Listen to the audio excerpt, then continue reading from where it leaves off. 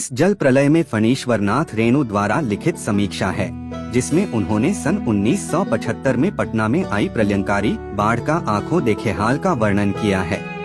लेखक का गांव एक ऐसे क्षेत्र में था जहां की विशाल और परती जमीन पर सावन भादो के महीनों में पश्चिम, पूर्व और दक्षिण में बहने वाली कोसी, पनार, महानंदा और गंगा की बाढ़ से पीड़ित मानव व पशुओं का समूह शरण लेता था।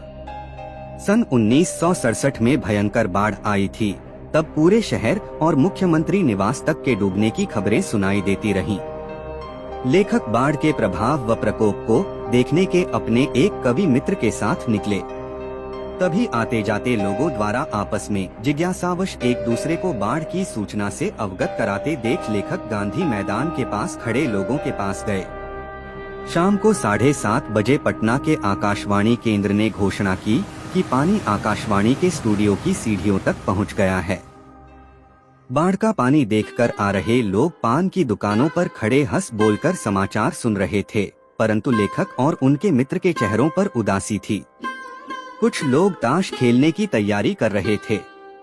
राजेंद्र नगर चौराहे पर मैगजीन कॉर्नर पर पूर्ववत पत्र पत्रिकाएं बिक रही थीं।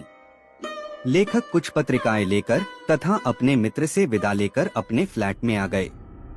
वहां उन्हें जनसंपर्क विभाग की गाड़ी से लाउडस्पीकर पर की गई बाढ़ से संबंधित घोषणाएं सुनाई दी। उसमें सबको सावधान रहने के लिए कहा गया। रात में देर तक जगने के बाद लेखक सोना चाहते हैं, पर नींद नहीं आती। वे कुछ लिखना चाहते हैं और तभी उनके दिमाग में कुछ पुरानी यादें तरोताजा हो जाती हैं। सन 1947 में मनिहारी जिले में बाढ़ आई थी। लेखक गुरुजी के साथ नाव पर दवा, किरोसन तेल, पकाही घाव की दवा और दियासलाई आदि लेकर सहायता करने के लिए वहां गए थे। इसके बाद 1939 में महानंदा नदी ने भी बाढ़ का कहर बरपाया था। लेखक वापसी थाना के एक गांव में बीमारों को नाव पर चढ़ाकर कैंप ले जा रहे थे। तभी एक बीमार के साथ उसका कुत्ता भी नाव पर चढ़ गया। जब लेखक अपने साथियों के साथ एक टीले के पास पहुंचे तो वहां एक ऊंची स्टेज बनाकर बलवाही का नाच हो रहा था और लोग मछली भूनकर खा रहे थे। एक काला कलूठा नठुआ लाल साड़ी में दुल्हन के हाव भाव को दिखा रहा था। फिर एक बार सन 1967 E0 में जब पुन पुन का पानी राजेंद्र नगर में घुस गया तो कुछ सजे धजे युवक युवतियों की टोली नाव पर स्टोव, केतली, बिस्कुट आदि लेकर जल विहार करने निकले। उनके ट्रांजिस्टर पर हवा में उड़ता जाए गाना बज रहा था। जैसे ही उनकी नाव गोलंबर पहुंची और ब्लॉकों की छतों पर खड़े लड़कों ने उनकी खिल्ली उड़ानी शुरू कर दी तो वे दुम दबाकर हवा हो गए।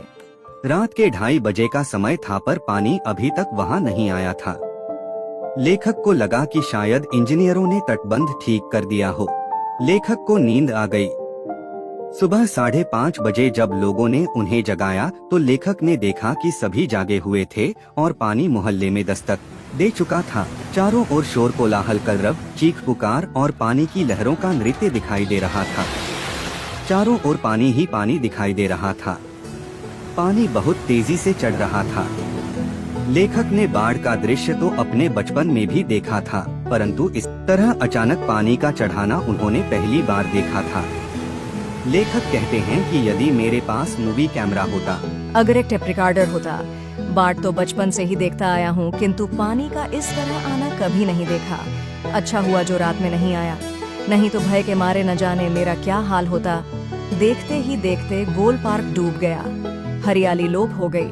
काश मेरे पास एक मूवी कैमरा होता, एक टेप रिकॉर्डर होता तो क्या होता। अच्छा है कुछ भी नहीं, कलम थी वह भी चोरी चली गई। अच्छा है कुछ भी नहीं मेरे पास।